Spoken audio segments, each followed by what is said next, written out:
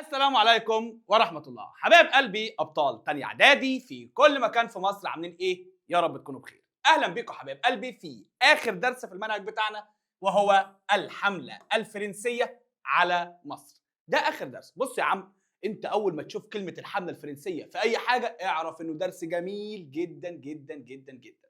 ولكن عايزين بقى نبدأ كده مع بعض، نجيب القصة من الأول. إيه الحملة الفرنسية دي؟ إيه علاقتها بمصر؟ طب وايه علاقة فرنسا اصلا بمصر؟ والقصة كلها من اولها لاخرها. يلا بينا نقول بسم الله ونبدأ. بسم الله. بص بقى يا عمنا، احنا هنا جايين نتكلم على ان فرنسا، عارف دولة فرنسا؟ فرنسا هتبعت حملة علشان تسيطر على مصر. فاحنا بنسأل ليه فرنسا بتبعت حملة علشان تسيطر على مصر؟ فرنسا عايزة من مصر ايه؟ فالقصة بتقول ان في دولتين اوروبيتين. دولة موجودة هنا كده اسمها فرنسا، والدولة التانية قصادها هنا كده اسمها بريطانيا. عارف الاتنين دول؟ الاتنين دول ما بيحبوش بعض خالص. الدولتين دول في بينهم تنافس شديد وصراع، دايما بيتخانقوا مع بعض، دايما بيحاربوا بعض، دايما بيتنافسوا مين فيهم اللي هيبقى الزعيم، مين فيهم اللي هتكون أقوى دولة، اللي هما مين؟ بريطانيا وفرنسا. المهم الحقيقة إن بريطانيا كانت أقوى من فرنسا شوية، وكل ما فرنسا تدخل في صدام مع بريطانيا كانت بريطانيا بتديها على دماغها. فهنا جه دور فرنسا إن هي تفكر في فكرة شيطانية علشان تضرب بريطانيا ضربة قوية. راحت فرنسا عملت إيه؟ راحت فرنسا سيطرت على مصر. طبعا انت دلوقتي استغربت، قلت لي ازاي يعني؟ الخناقه بين فرنسا وبين بريطانيا، ليه فرنسا تروح تسيطر على مصر اصلا؟ إيه الحكايه يا سيدي؟ ببساطه هي ان بريطانيا كان ليها مستعمرات في الهند. بريطانيا كان ليها ايه؟ مستعمرات في الهند. يعني بريطانيا يا مستر كانت محتليه الهند. فبريطانيا بقى كانت السفن بالنسبه لها رايحه جايه على الهند. كل شويه السفن البريطانيه، ركز، ماشيه كده كده كده كده كده كده كده كده، تعدي من البحر المتوسط هنا، تمام، وتعدي من البحر الاحمر كده وتروح للايه؟ وتروح للهند. ده كان الطريق بتاعها. كل السفن التجاريه اللي جايه من الهند كانت برضه بتمشي في نفس الطريق ده علشان توصل لبريطانيا، والسفن اللي طالعه من بريطانيا رايحه الهند بتمشي برضه من نفس الطريق. فهنا فرنسا قالت ايه؟ لو انا سيطرت على مصر دي هقدر اقطع الطريق على السفن البريطانيه اللي رايحه الهند واللي جايه من الهند. كده مفيش اي سفينه من الهند تقدر تعدي من الحته دي، لان احنا حطينا ايدينا على ايه؟ على مصر. يعني انت عايز تقول لي من الاخر ان فرنسا جت تسيطر على مصر علشان بس تقطع الطريق على بريطانيا؟ علشان بس تقطع الطريق على بريطانيا وتوجه ضربه قويه لبريطانيا. فهمت القصه دي كلها يا عم؟ طيب احنا عايزين بقى نمسك الدرس بتاعنا ونمشي فيه كلمة كلمة، ونمشي مع الموضوع بالراحة في شكل قصة جميلة، بس خليك مركز معايا. خد لي بقى كده يا بطل بريك من الشرح كده ثانية واسمع مني الكلمتين دول. لو بتركز معايا في الشرح فانت كده بتحقق المطلوب منك بنسبة 50%. اما بقى لو عايز تحقق كل اللي مطلوب منك وبنسبة 100% وتقفل في الامتحان، فهتلاقيني سايب لك المنصة بتاعتنا في الديسكريبشن تحت، ادخل عليها وشوف. لان هنا في المنصة بتاعتنا هنتابعك امتحانات وواجبات، وهتبقى ملتزم بواجب المفروض تبعته، وساعتها باذن الله هتقدر تقفل الامتحان. ودلوقتي يا حبايبي يلا بقى بينا نرجع لحصتنا تاني. هنا يا سيد الفاضل في اول الدرس الراجل بيقول لك ان فرنسا دي، بص فرنسا فكرت قبل كده اكتر من مره ان هي تسيطر على مصر. بيقول لي ايه؟ فكره استيلاء فرنسا على مصر راودت ملوك فرنسا منذ القرن السابع عشر الميلادي. يعني فكرة إن فرنسا تسيطر على مصر دي مش فكرة جديدة ولا حاجة. دول ملوك فرنسا اللي كانوا قبل كده كلهم جات لهم نفس الفكرة إن هم يسيطروا على إيه؟ على مصر. حلو قوي. وانتهت تلك المحاولات بتاعت فرنسا كلها بالحملة الفرنسية على مصر سنة 1798. يعني بعد بقى مملوك فرنسا كلهم فكروا ان هم يحتلوا مصر، فعلا فرنسا بعتت حمله للسيطره على مصر. كلام جميل. طب ممكن اسال سؤال؟ انا عايز اعرف ايه احوال مصر قبل ما الحمله الفرنسيه توصل لمصر. هل مصر كانت قويه ولا ضعيفه؟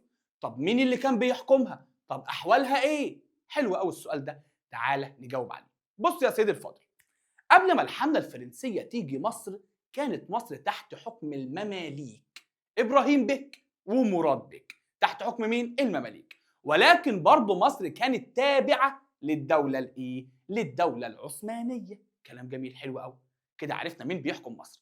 تحت حكم المماليك إبراهيم بك ومراد بك، وكانت تابعة للدولة العثمانية. قول لي بقى، مصر كانت قوية ولا ضعيفة؟ قال لك بص يا سيدي، بصراحة يعني مصر كانت تعاني، اوبا، ما دام قلنا تعاني يبقى حاجه مش حلوه. كانت تعاني من ايه؟ من ضعف الدوله العثمانيه. يبقى الدوله العثمانيه كانت ضعيفه، كانت ضعيفه يا مصر، حلو. وكانت تعاني ايضا من صراعات المماليك المستمره. يعني الدوله العثمانيه ضعيفه، حتى المماليك اللي قاعدين في القاهره وبيحكموا مصر كانوا بيتخانقوا دايما مع بعض. طب وايه كمان يا عم؟ كمان كانت تعاني من تدهور انتاجها الزراعي والصناعي.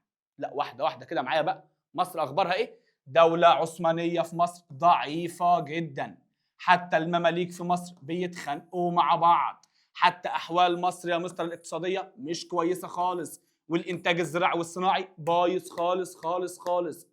يبقى معنى الكلام ان احوال مصر قبل الحمله ما تيجي ما كانتش حلوه، الدنيا كانت بايظه في مصر. طيب ده هيسهل على الفرنسيين ان هم يحتلوا مصر، ولا هيصعب على الفرنسيين ان هم يحتلوا مصر؟ بما ان احوال مصر الداخليه بايظه كده، يبقى ده هيسهل على الفرنسيين ان هم يحتلوا مصر، ده هيفتح لهم الطريق. طيب كلام جميل.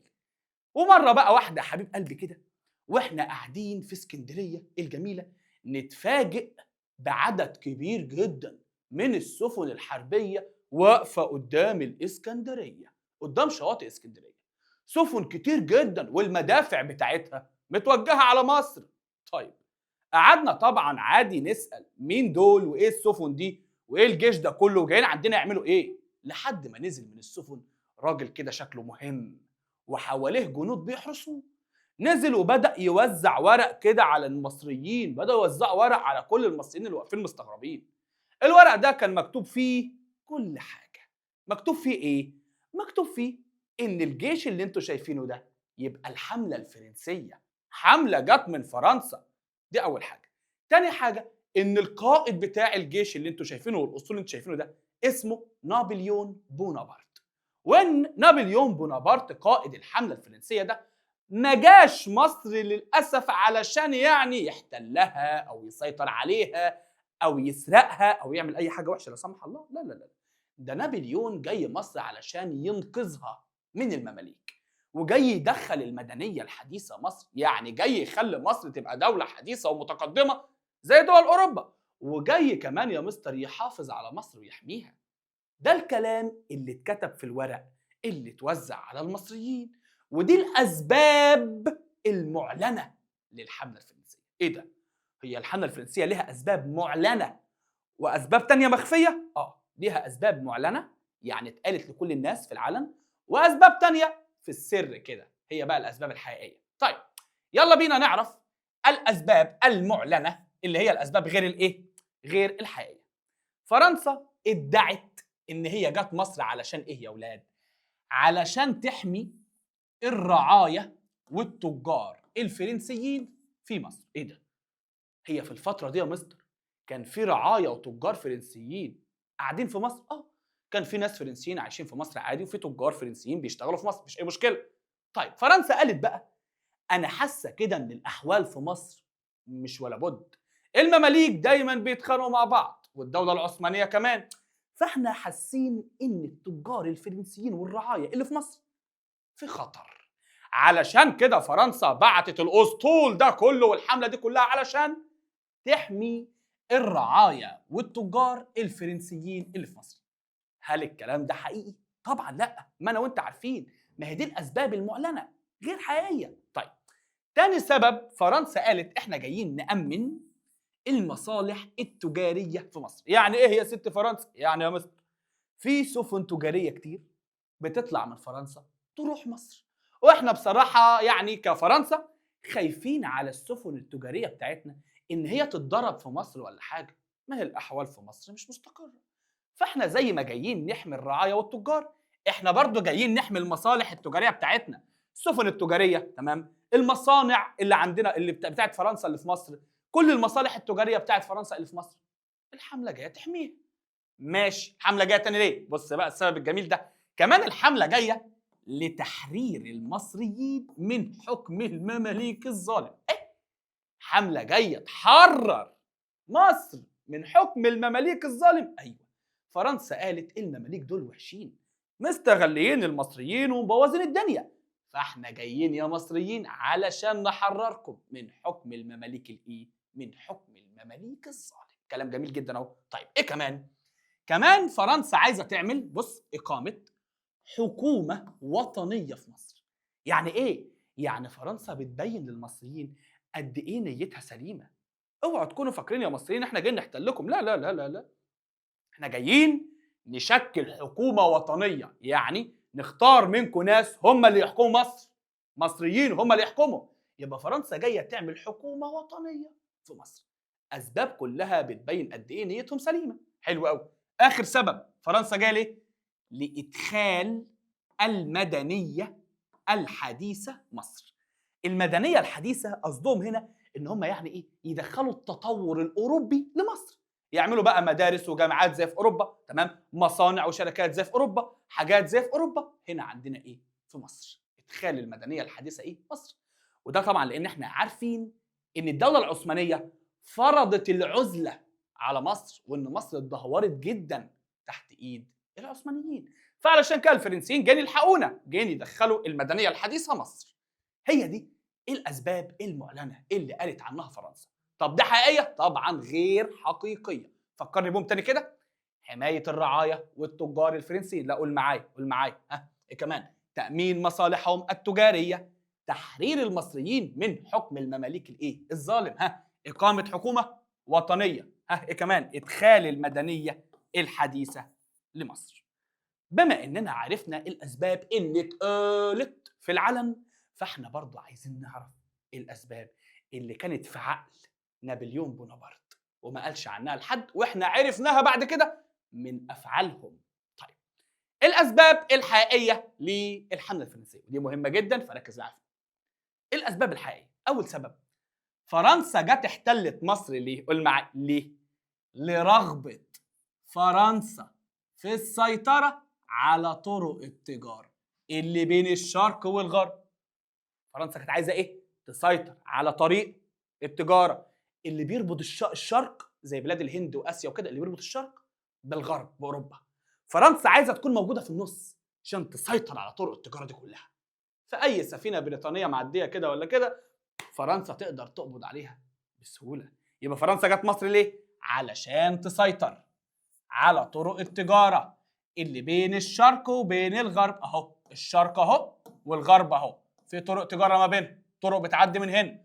فرنسا عايزه تبقى هنا في النص عشان تسيطر على كل الطرق دي. تمام يا عمنا؟ تمام. وتقليل النفوذ البريطاني في الشرق. طبعا زي ما قلت لك بريطانيا كانت ماده نفوذها بقى في الشرق، والهند كلها كانت تعتبر بتاعه بريطانيا، ففرنسا عايزه تقلل نفوذ بريطانيا شويه في الشرق. زي ما قلت لك حبيب قلبي، فرنسا وبريطانيا ما بيطقوش بعض، فدايما بيحاربوا بعض. كلام جميل.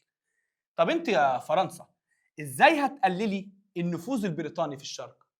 ازاي هتعملي كده؟ قالت لك عن طريق قطع طريق تجارتها الى الهند. عايزين نقطع طريق التجاره بتاع بريطانيا للهند. هنقعد عند مصر بقى كده، اي سفينه بريطانيه معديه نقدر ان احنا نضربها، نسرقها، ناخد اللي فيها. يبقى احنا كده يا مستر قطعنا طريق التجاره بين بريطانيا وبين مستعمراتها في الهند. يبقى احنا كده ضربنا بريطانيا ضربه ايه؟ قويه. كلام جميل. ده كان اول سبب حقيقي للحمله الفرنسيه. تاني سبب وهو الاستفاده من موارد مصر. طبعا ما هي مصر دي دوله غنيه جدا مليانه موارد، ففرنسا مختاره مصر تحديدا علشان الموارد اللي فيها. اتفقنا؟ الاستفاده من موارد مصر وموقعها الاستراتيجي. استراتيجي يعني المهم جدا. مصر فعلا موقعها استراتيجي، دولة بتطل على البحر المتوسط، على البحر الأحمر، دولة بتعتبر هي المدخل لآسيا والمدخل لأفريقيا، دولة تعتبر وسط قارات العالم القديم، فموقعها مهم ومسيطر على طرق تجارة كتير. ففرنسا قالت احنا عايزين نستفاد من موارد مصر ونستفاد كمان من موقعها الاستراتيجي. وعايزين نحول مصر دي لمركز لتجارة فرنسا مع الشرق. يعني عايزين مصر دي يا مستر تبقى هي المخزن اللي احنا هنحط فيه البضاعة بتاعتنا، وبعدين نبيع البضاعة بتاعتنا دي لكل الدول اللي في الشرق. ده تاني سبب حقيقي للحملة الفرنسية. والسببين دول انا شايف ان هم اسباب اقتصادية، بيتكلموا عن حاجات اقتصادية: قطع طريق التجارة، سيطرة على طرق التجارة، تمام، استفادة من الموارد والموقع الاستراتيجي. فدي اسباب اقتصادية. حلو. ثالث سبب وهو زيادة نفوذ فرنسا في البحر المتوسط. معلش يعني ايه زيادة نفوذ فرنسا في البحر المتوسط؟ بص يا حبايبي، في الوقت ده يا ولاد فرنسا فعلا كان ليها مستعمرات على البحر المتوسط، لكن فرنسا لما دخلت مع بريطانيا في حروب فقدت كتير من مستعمراتها على البحر المتوسط، فبقت بريطانيا هي اللي مسيطرة على البحر المتوسط أكتر من فرنسا. ففرنسا برضه كانت عايزة إيه؟ اسمع بقى، تزود نفوذها في البحر المتوسط وتعوض المستعمرات اللي فقدتها في صراعها مع بريطانيا. يبقى ثالث سبب ايه؟ فرنسا كانت عايزه تزود نفوذها في البحر المتوسط وتعوض مستعمراتها اللي فقدتها في صراعها مع ايه؟ مع بريطانيا. كلام جميل جدا. ايه كمان يا عم؟ كمان فرنسا كانت عايزه تعمل امبراطوريه فرنسيه تكون موجوده فين؟ في الشرق، تكون القاعده بتاعتها مصر. امبراطوريه يعني فرنسا عايزه يبقى لها دوله كبيره موجوده في الشرق. العاصمه بتاعت الدوله دي ايه او الامبراطوريه ديت ايه؟ مصر. القاعده بتاعتها مصر. دي الاسباب الحقيقيه للحمله الفرنسيه. اسباب ما فيهاش اي نيه خالصه ولا نيه صافيه خالص غير الاسباب المعلنه. في فرق كبير.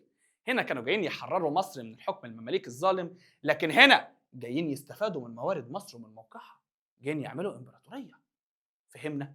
يبقى اذا الحمله الفرنسيه لها اسباب معلنه غير حقيقيه، ولها اسباب تانية غير معلنه حقيقيه. وصلت؟ طيب دلوقتي بقى حبيبي عايزين نمشي مع الحمله الفرنسيه كاننا كنا قاعدين وبنتفرج عليه. يلا بينا، يلا بينا يا سيدي الفاضل. بص يا عم الحاج، نابليون بونابرت اول ما اخذ الامر من الحكومه الفرنسيه انه يجهز حمله قويه ويتوجه بالحمله دي الى مصر. لسه الحمله ما طلعتش من فرنسا اهو، انا ماشي معاك واحده واحده. تمام؟ حلو قوي.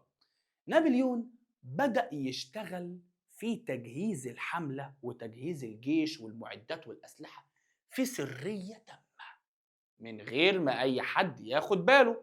طبعا هتقول لي اشمعنى نابليون يعني يا مستر بيجهز الحملة في سرية تامة؟ لأن فرنسا ليها أعداء اللي هم بريطانيا. فبريطانيا لو شمت خبر إن فرنسا بتجهز حملة، على طول بريطانيا هتعمل إيه؟ هتقعد لهم في الموضوع، هتبوظ عليهم الحملة دي، هتبوظ عليهم الموضوع ده. يمكن كمان بريطانيا تقابل الأسطول الفرنسي في البحر وتضربه.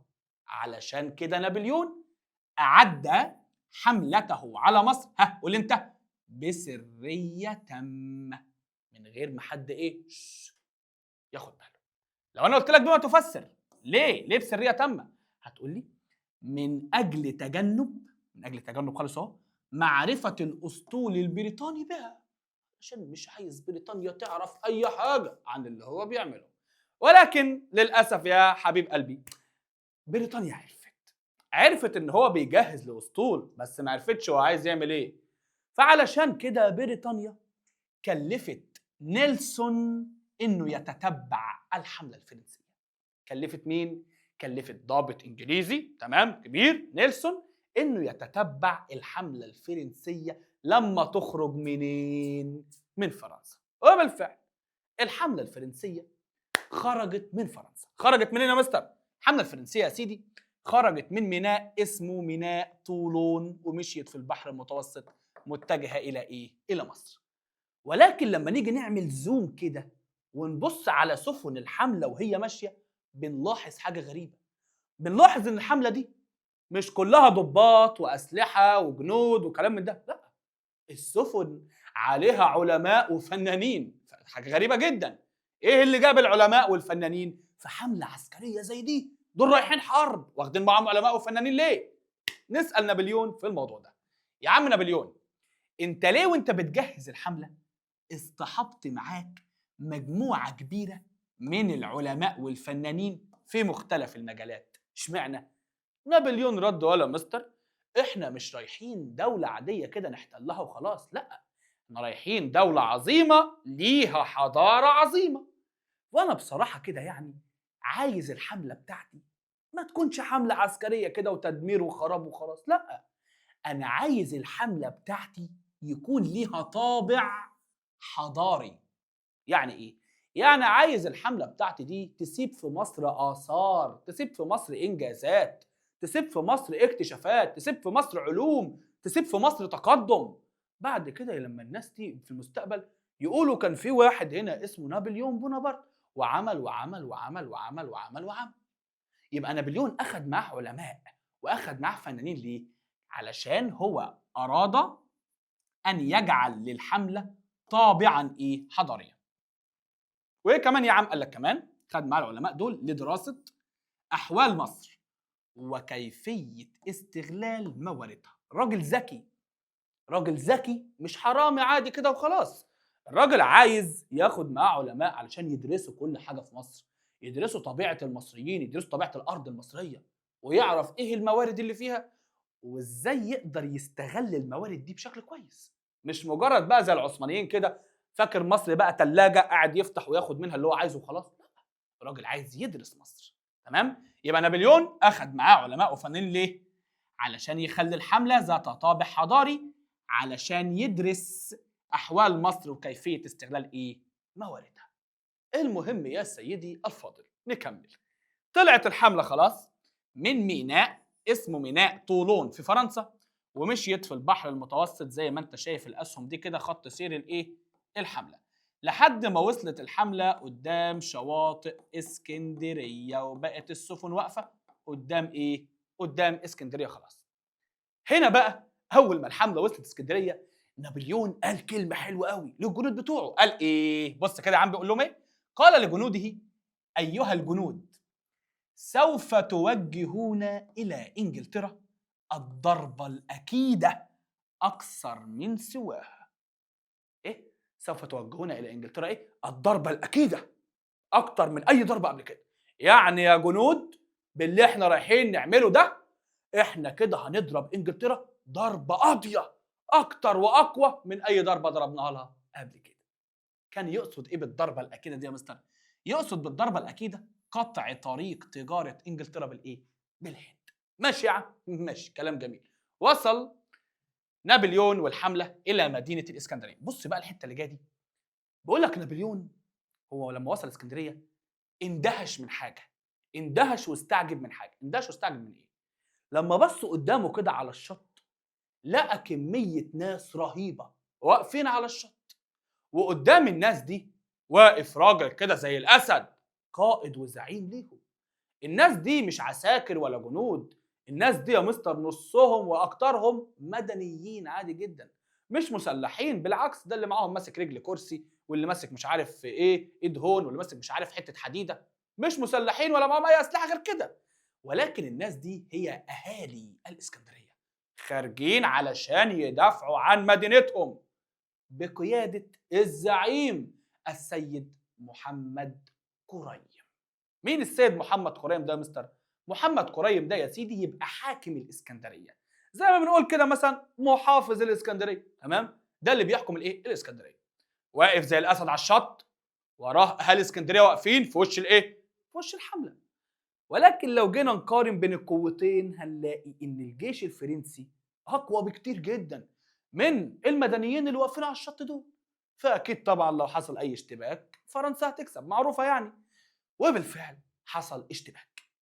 الاسكندرانيين ما رضوش ان هم يسلموا اراضيهم ويسلموا بلدهم ويسلموا بيوتهم ويطلعوا يجروا يستخبوا وخلاص زي الفئران، لا، وقفوا. وقفوا وحاولوا ان هم يعملوا ايه؟ يدافعوا عن بلدهم. ولكن طبعا تمكنت قوات الحملة الفرنسية من السيطرة على اسكندرية، وتمكنوا أيضا من اعتقال محمد قريم. اتحبس، أخذوا محمد قريم وحبسوه، وقدروا إن هم يدخلوا مدينة الإسكندرية ويسيطروا عليها. طيب بعد يا مستر ما دخلوا مدينه الاسكندريه اظن كده خلاص بقى، كده مصر اصبحت محتله. لا يا بطل، مين قال لك؟ مصر هتبقى محتله فعلا لما الفرنسيين يدخلوا العاصمه. وخد عندك الفكره دي، خد عندك الحته دي، طالما العاصمه بتاعت الدوله سليمه ومحدش قرب لها، يبقى ولا اكن الدوله هتولت ولا هتسيطر عليها ولا اي حاجه.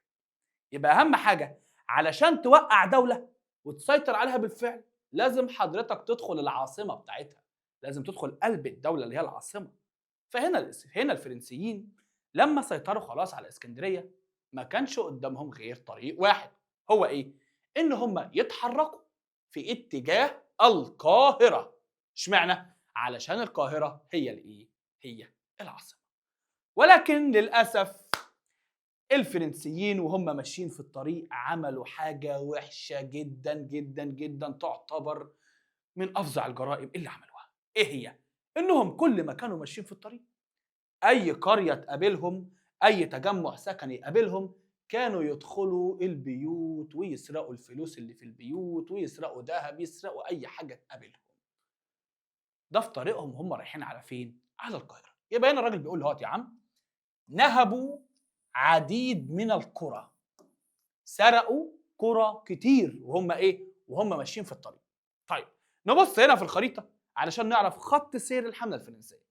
ادي يا مستر اسكندريه، الحمله اتحركت كده كده كده كده كده كده كده، مشيت لحد هنا، لحد ما لقت قصادها مكان اسمه شبرخيط.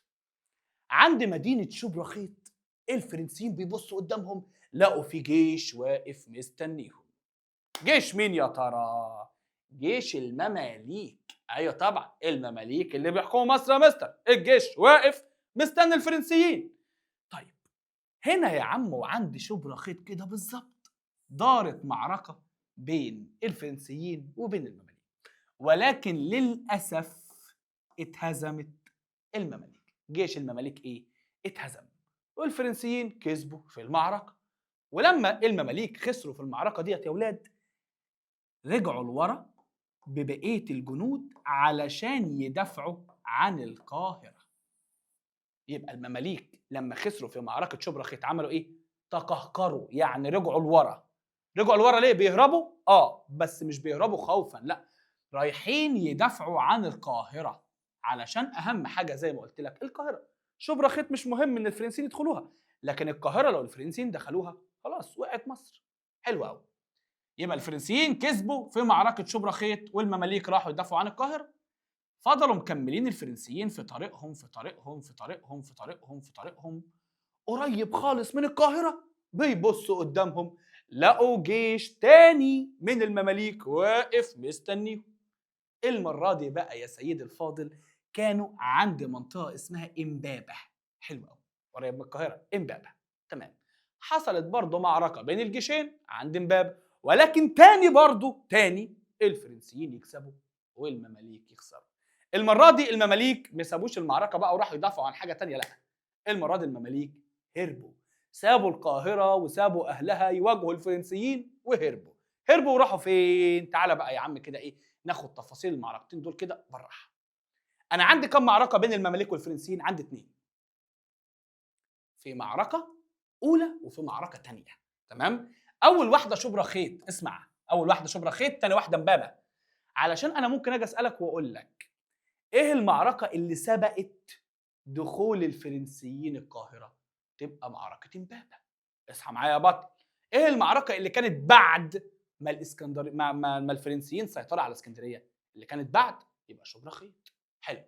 يبقى شبرخيت دي المعركة رقم 1 بين الفرنسيين والمماليك، إمبابة دي المعركة رقم 2 بين الفرنسيين والمماليك. ندخل على شبرخيت. قال لك دي يا سيدي المماليك كانوا بقيادة مراد بك، والفرنسيين بقيادة نابليون. النتائج انتصار الفرنسيين طبعا وهزيمه المماليك، على فكره دي نفس النتيجه في كل مكان. حلو. واضطرار المماليك للتقهقر جنوبا للدفاع عن الايه؟ للدفاع عن القاهره. حلو، كلام جميل قوي. لما نيجي لمعركه امبابه، معركه امبابه نفس النتائج برضو، انتصار الفرنسيين وهزيمه المماليك. بص بقى، وفرار كل من مراد بيك الى الصعيد وابراهيم بيك والوالي العثماني الى الشام.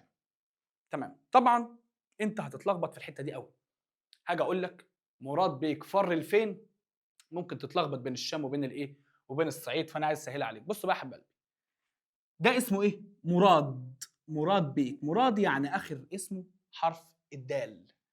هاجر للصعيد برضو اخرها دال. طيب ده ابراهيم اخر حرف من اسمه ميم. هاجر للشام اخر حرف برضو ايه؟ ميم. فانت لما يجي لك سؤال زي ده وتتلخبط، دور على الحرفين دول مع بعض. مراد يبقى صعيد دال مع دال، ابراهيم يبقى شام ميم مع ميم. ماشي؟ حلو قوي. يبقى مراد بيك هاجر للصعيد، ابراهيم بيك هو والوالي العثماني راحوا فين؟ راحوا الشام. بص، وقد حملوا معهم كل ما يستطيعون من غالي ونفيس. يعني هم ماشيين كده يا مستر وهربانين، كل واحد بقى اخد معاه ايه؟ مجوهرات ثمينه، اثار بقى غاليه، اي حاجه بقى ايه غاليه كده ونفيسه معاه، خدها معاه وهو ماشي. تمام يا عم؟ وخلاص كده يا مستر، الفرنسيين بعد معركه امبابه دخلوا القاهره. كده خلاص اقدر اقول لك ان مصر اصبحت تحت حكم نابليون بونابرت. بما ان القاهره وقعت، يبقى خلاص كده مصر اصبحت تحت حكم ايه؟ نابليون بونابرت. خد لي بقى كده يا بطل بريك من الشرح كده ثانيه واسمع مني الكلمتين دول. لو بتركز معايا في الشرح فانت كده بتحقق المطلوب منك بنسبه 50%. اما بقى لو عايز تحقق كل اللي مطلوب منك وبنسبه 100% وتقفل في الامتحان، فهتلاقيني سايب لك المنصه بتاعتنا في الديسكربشن تحت، ادخل عليها وشوف. لان هنا في المنصه بتاعتنا هنتابعك امتحانات وواجبات، وهتبقى ملتزم بواجب المفروض تبعته، وساعتها باذن الله هتقدر تقفل الامتحان. ودلوقتي يا حبايبي يلا بقى بينا نرجع لحصتنا تاني. كده تبقى القاهرة والوجه البحري كله بقى تحت ايد نابليون وبيحكموا الفرنسيين. طيب فاضل ايه في مصر؟ فاضل الوجه القبلي، الصعيد، جنوب مصر. فعلشان كده نابليون بعد ما استقر في القاهرة قال لك يلا بقى ايه؟ نتحرك ناحية الصعيد. وركز بقى في الحتة اللي جاية دي.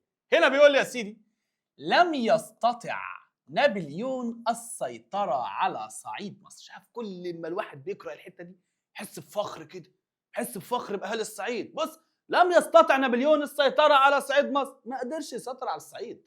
ليه يا مستر ما قدرش يسيطر على الصعيد ليه؟ ببساطة يا سيدي، قوات الحملة الفرنسية وهم ماشيين كده يمة الصعيد، تمام، كانوا عايزين بقى يعملوا زي ما متعودين، أي قرية تقابلهم ولا حاجة يدخلوا يهجموا عليها ويسرقوها. دخلوا قرية صعيدية كده من ضمن القرى، وهم دخلوا من هنا ولقوا الضرب شغال من هنا، بارود من هنا وقنابل بتتحدف عليهم من هنا، وبقوا جنود الحملة قاعدين كده يقعوا زي الفراخ واحد ورا التاني. تمام؟ وده كله كان بسبب مقاومة القرية دي، أهالي القرية فقط. أهالي القرية الصعيدية دي حبوا بس يدوا درس كده للإيه؟ للحملة الفرنسية، ويعرفوهم يعني إن هم مش هيقدروا يعملوا أي حاجة هنا في الصعيد. وبرضه يا حبيب قلبي نابليون أخد جنوده وبقية جنود الحملة اللي كانوا عايشين وقال لهم بس كده يلا بينا نرجع تاني على القاهرة، احنا مش هنعرف نعمل حاجة مع أهل الصعيد ولا هنعرف تدخل الصعيد. وبالفعل نابليون أخد قواته وطلع تاني على القاهرة، ولكن بعد ما القوات بتاعة الحملة كانت اتكسرت. عدد كبير جدا من جنود الحملة مات في الصعيد. يبقى هنا بيقول لي إيه يا سيدي الفاضل؟ نابليون ما قدرش يسيطر على الصعيد ليه؟ بص، بسبب مقاومة أهلها وحروبهم المتفرقة ضد القوات الفرنسية، مما أنهك قوة الفرنسيين. أنت متخيل؟ الصعيد أنهك قوة الإيه؟ قوة الفرنسيين. حلو، كلام جميل جدا. المهم نابليون بعد ما أخذ قواته ورجع بقى تاني للقاهرة كده، وقعد بقى يشوف ايه اللي باظ عنده في الجيش بتاعه بيصلحه، ويشوف بقى امور الدوله كده ويصلح بقى ويعمل شويه اصلاحات. نابليون كان مشغول في شويه اصلاحات كده، وهو مشغول في شويه الاصلاحات دول يا ولاد جاله خبر. الخبر بيقول ان السواحل المصريه واقف عليها الاسطول البريطاني. ايه ده؟ معلش يعني ايه الاسطول البريطاني؟ ايه اللي جاب الاسطول البريطاني مصر؟ هم مالهم بينا؟ هم عرفوا ان احنا جايين مصر فجايين ورانا؟ يا حبيب قلبي بريطانيا وفرنسا دول اعداء جدا، فعلشان كده بريطانيا بعتت الاسطول البريطاني بقيادة نيلسون علشان يعمل ايه؟ علشان يواجه الاسطول الفرنسي. هنا بقى يا سيدي الفاضل، بص لي هنا كده في الخريطة دي، ده الاسطول الفرنسي اهو، وده الاسطول البريطاني عمل كماشة على الاسطول الفرنسي، التف كده حوالين الاسطول الفرنسي. وطبعا الاسطول البريطاني في الوقت ده كان متفوق جدا عن الاسطول الفرنسي، وهوب بقى يا سيدي الفاضل، وفي منطقة اسمها أبي قير حصلت معركة بين الأسطولين، الأسطول الفرنسي والأسطول البريطاني، نزلوا ضرب في بعض. ولكن طبعا النتيجة متوقعة جدا، وهي تدمير أسطول الحملة الفرنسية. أسطول الحملة الفرنسية خلاص باي باي، اتكسر. بجد يا مستر؟ معنى كده إن خلاص الحملة انتهت؟ حبيبي افهم، الأسطول اتدمر، لكن لسه في جنود فرنسيين كتير في مصر، يبقى مصر فيها جيش فرنسي، أما الأسطول بتاع الحملة اتكسر. حلو. وكده بريطانيا بقت مسيطرة على الإيه؟ على السواحل. خد بالك بقى من التفصيلة دي عشان تبقى فاهم يعني. لما أسطول الحملة الفرنسية اتدمر، ده أدى إلى إيه؟ إلى انقطاع الاتصال بين نابليون وفرنسا. يعني إيه انقطاع الاتصال بين نابليون وفرنسا يا مستر؟ حبيب قلبي، هو نابليون ده كان بيدير الموضوع ده وبيدير الحملة دي من دماغه؟ ولا كان بياخد أوامر من فرنسا؟ كان بياخد أوامر من فرنسا، شيء معروف. حلو قوي. طيب، نابليون لما كان بيبقى محتاج إمدادات، محتاج معدات، محتاج جنود، محتاج أي حاجة، كان بيكلم فرنسا وفرنسا بتبعت له، صح؟ صح. طب هو نابليون كان بيتواصل مع فرنسا إزاي؟ هل بالتليفون؟ لأ، من خلال الأسطول، من خلال السفن. السفن كانت بتروح فرنسا وتجيب الأخبار وتجيب الرسائل وتيجي. فلما بريطانيا دمرت الأسطول ومنعت أي سفينة فرنسية تعدي، هنا الاتصال خلاص انقطع بين فرنسا وبين إيه؟ وبين بريطانيا، بين فرنسا قصده وبين نابليون. حلو قوي. مما أدى إلى هذا الانقطاع بقى، أدى إلى إيه؟ أدى إلى حرمان الحملة الفرنسية في مصر من إمدادات فرنسا لها. كده فرنسا ما عادتش عارفة تودي أي حاجة للحملة الفرنسية. الحملة الفرنسية كده اتثابت لوحدها يا معلم، كأن الفرنسيين اتحبسوا في مصر. سهلة؟ يبقى أنا كده لما أجي أقول لك إيه نتائج معركة أبي قير البحرية؟ إيه ده؟ وفي معركة اسمها أبي قير البحرية؟ أيوه، دي اللي بين الأسطول الفرنسي والأسطول البريطاني. النتائج تدمير أسطول الحملة الفرنسية، انقطاع الاتصال بين نابليون وفرنسا.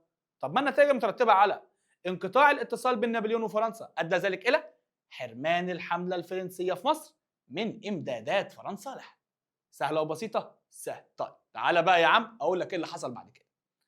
معنى كلامك كده يا مستر إن الحملة الفرنسية في مصر ما عادش بيوصل لها أي إمدادات، لا فلوس، لا أكل، لا شرب، لا أسلحة، لا معدات، لا أي حاجة هم محتاجينها، صح؟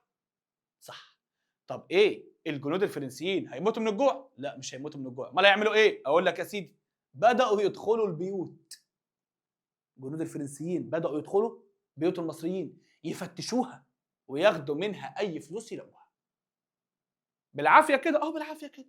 يعني إيه يا مستر؟ يعني أنت تبقى قاعد كده في البيت بتاعك، تبص تلاقي اللي بيكسر الباب وداخل مرة واحدة كده وبيدور على أي فلوس، أي ذهب، أي حاجة في البيت، ياخدها ويمشي. ده ظلم ده؟ أيوه طبعًا ظلم.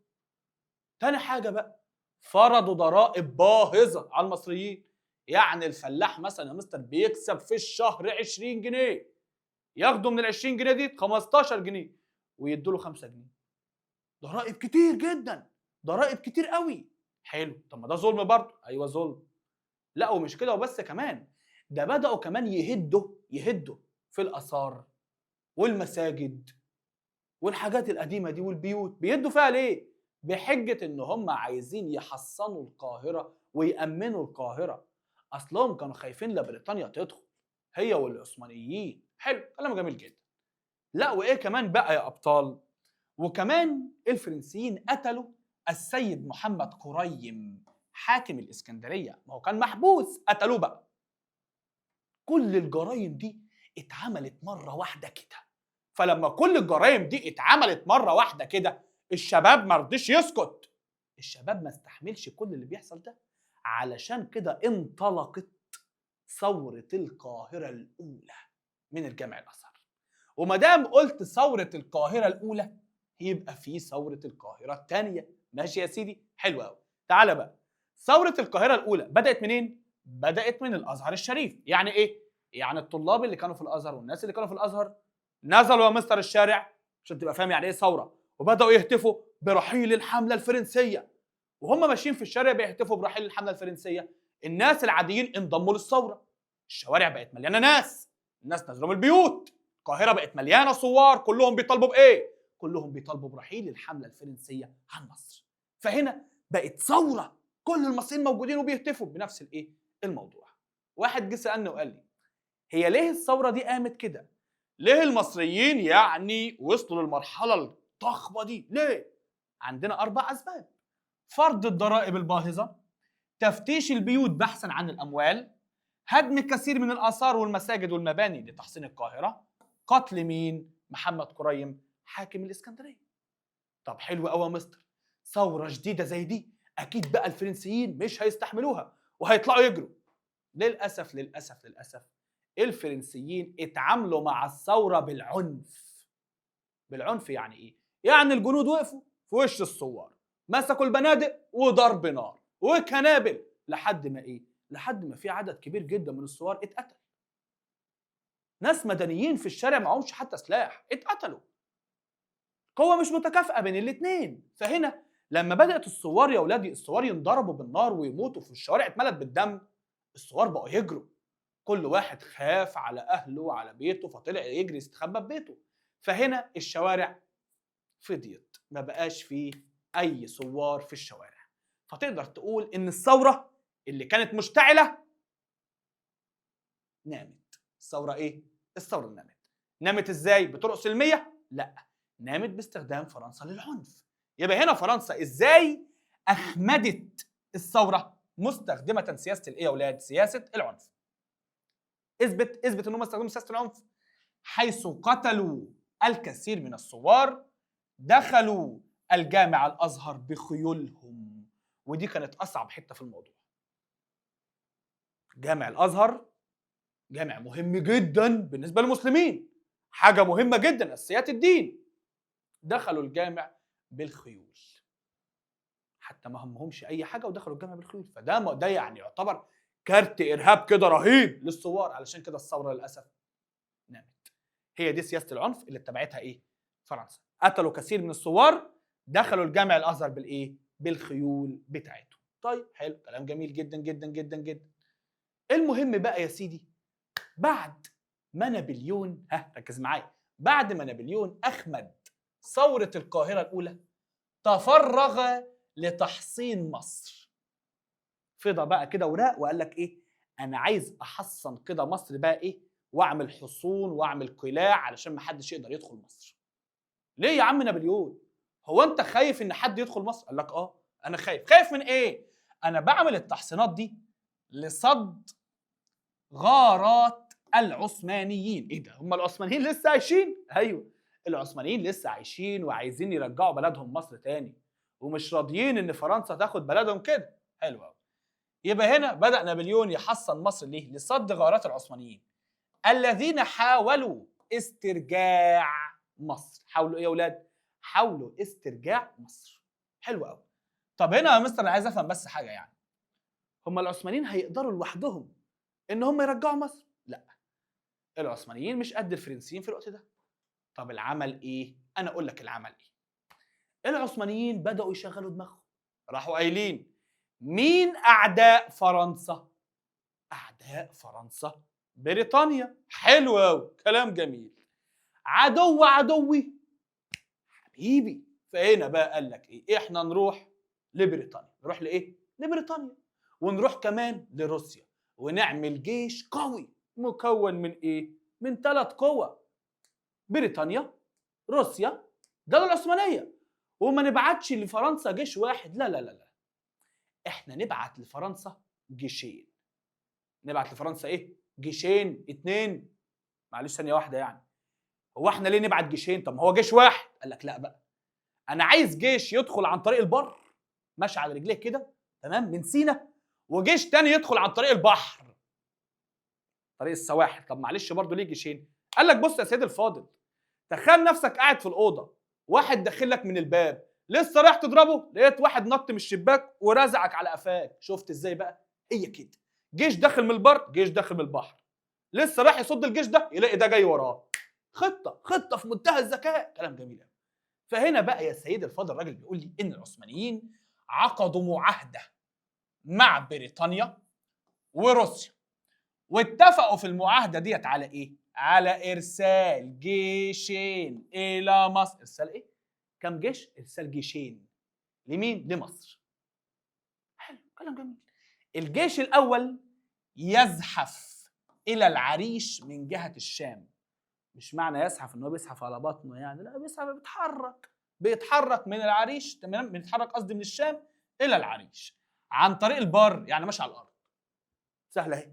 اما الجيش الثاني هيتوجه الى سواحل مصر بمساعده الاسطول البريطاني طبعا عن طريق البحر.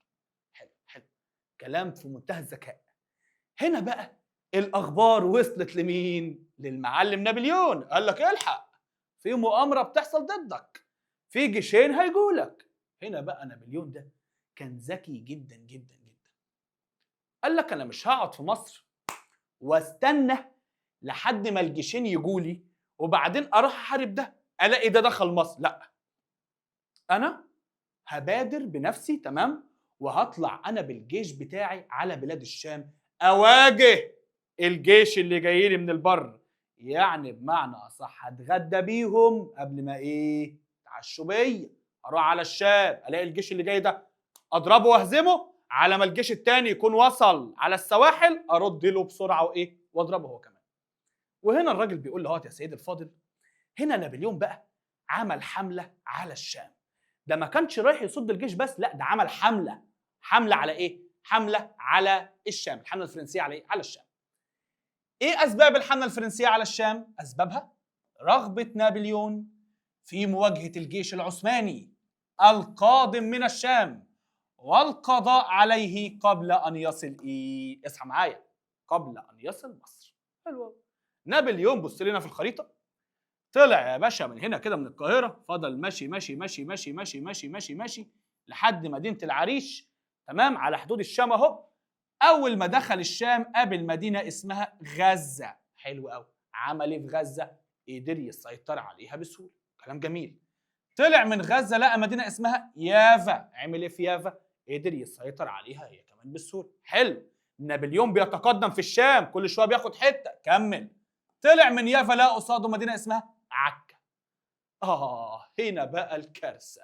نابليون حاول ان هو يدخل مدينه عكا بكل الطرق، لكن فشل بسبب ايه؟ فشل بسبب مقاومه اهلها بقياده احمد باشا الجزار، شخص قوي جدا.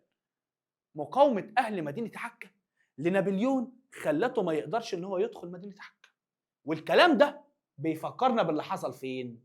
في الصعيد. ما هو برضو اهل الصعيد قاوموا الحمله ما قدرتش تدخل الصعيد. حلو قوي. يبقى هنا برضه اهو مقاومه اهل عكا بقياده احمد باشا الجزار ده كان سبب من عدم دخوله لايه؟ لعكا. تاني حاجه، دعم الاسطول البريطاني لهم.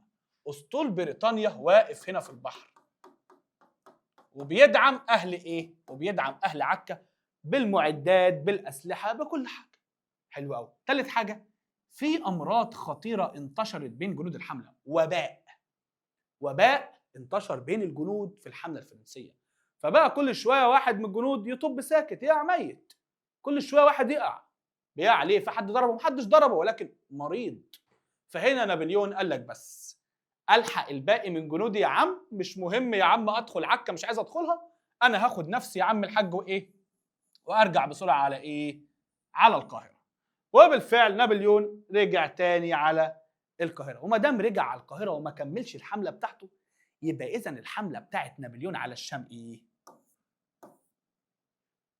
فشلت. خلاص، ما هو ما كملش، ما وصلش الهدف، فشلت. ولكنه قدر يصد الجيش الايه؟ اللي كان جاي له. الحمد لله، يعني برضه هو ادى ايه؟ الهدف. حلو. رجع نابليون بقى، من اول ما رجع كده يا حبيب قلبي ووصل لمصر، بص يقول لك ايه؟ اضطرار نابليون العوده الى مصر. دي نتائج الحمله. فشلت الحمله واضطرار نابليون العوده الى مصر. من ساعه ما نابليون بقى يا باشا وصل الى مصر، تمام، كان ساعتها الاسطول العثماني هو كمان وصل لابو قير عند اسكندريه. يعني نابليون لسه راجع من الحرب ويا دوبك لسه ما استريحش، لقوه بيقول له الحق الاسطول العثماني وصل. تمام، مفيش مشكله. راح نابليون ايه؟ توجه بقواته الى الاسطول العثماني في ابي قير، واشتبك مع الاسطول العثماني وهزم العثمانيين. يعني كده نابليون يا مستر عمل كل اللي مطلوب منه صح. الخطة اللي كانت ضده فشلت. قدر يتخلص من أعدائه صح؟ اتخلص من الجيش اللي كان جاي له عن طريق الشام، اتخلص من الأسطول العثماني اللي كان واقف له على إيه؟ على البحر. حلو أوي، كلام جميل. هنا بقى يا سيدي بعد ما نابليون عمل كل اللي عليه، صحينا كده الصبح من النوم بنقول فين نابليون؟ ما لقيناش نابليون. يا جدعان نابليون فين؟ فين قائد الحملة الفرنسية؟ قال لك مش موجود. امال مين القائد دلوقتي؟ قال لك القائد دلوقتي واحد اسمه كليبر. مين يا عم كليبر ده؟ ده المساعد والنائب لنابليون. طب يا عم كليبر معلش يعني هو نابليون فين؟ قال لك نابليون دلوقتي وزمانه وصل فرنسا. وصل فرنسا؟ ساب الحملة في مصر ومشي؟ ساب الحملة في مصر ومشي. ليه بقى؟ قال لك يا سيدي نابليون سافر سرا إلى فرنسا. ولو أنت قلت له بما تفسر سافرت بالسر لفرنسا ليه يا عم نابليون؟ قال لك بص يا مستر، في الوقت ده فرنسا كانت أوضاعها الداخلية في تدهور، بتبوظ. معلش إيه اللي حصل في فرنسا عشان أنت تروح؟ فرنسا يا مستر كل دول أوروبا اتفقوا ضد فرنسا. كلهم اتفقوا ضد ايه؟ ضد فرنسا، واتحالفوا مع بعض ضد فرنسا. فالوضع في فرنسا كان عايز قائد عسكري قوي زي نابليون. فعشان كده نابليون راح بقى ايه، تخفى كده ولبس لبس كده ايه، لبس صيادين، مسك بقى شبكه في ايديه وركب مركب كده صغير ومشي في البحر كانه صياد لحد ما وصل على ايه؟ لحد ما وصل على فرنسا. ومن هنا يا باشا خلاص كده نابليون مشي وساب فرنسا اهو. طيب في حته مش عليكم في المنهج، حته مش اساسيه يعني، معلومه اسرائيليه ولكن جميله قوي. بيقول لك ان احنا لما جينا نقرا في المذكرات بتاعه نابليون، لقينا نابليون كاتب ايه في مذكراته؟ بيقول لي كانت ايامي في مصر هي اجمل ايام في حياتي واعظمها مجدا، وتظل مصر في رايي اهم واجمل بلد في العالم. عشان بس تبقى عارف مصر ديت ايه. شوف كاتب في المذكره ايه؟ ستظل مصر في رايي اهم واجمل بلد في العالم كله. مع ان واحد زي نابليون ده لف كتير جدا وسيطر على بلاد كتير يعني، فاشمعنى مصر اللي علقت معاه كده؟ حلو قوي، كلام جميل. يبقى احنا كده حبايب قلبي خلصنا نص الدرس، الجزء بتاعنا النهارده. فاضل لسه نص تاني، استنى بقى الحصه الجايه. اشوفكم على خير، جود باي.